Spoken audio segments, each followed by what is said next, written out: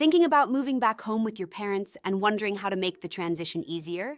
You're definitely not alone. A lot of people move home to save money, reset, or plan their next steps. The good news is that with a little planning, it can be a smooth and even positive experience. Start by having an open conversation before you move in.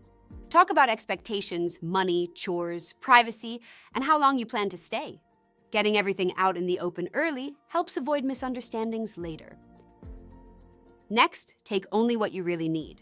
Space at home might be limited, so go through your belongings and decide what to pack, what to store, and what to donate. If you have larger items or furniture, consider storage or ask your parents what they have room for. Try to create your own space once you arrive.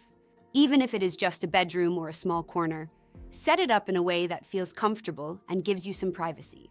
A personal space makes the adjustment much easier. Remember to contribute in ways that matter. Help around the house, be respectful of routines, and stay mindful of shared spaces.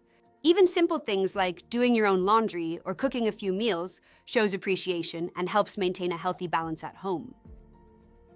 If you're moving a lot of items or need help with the physical move, getting support from reliable movers can save time and stress.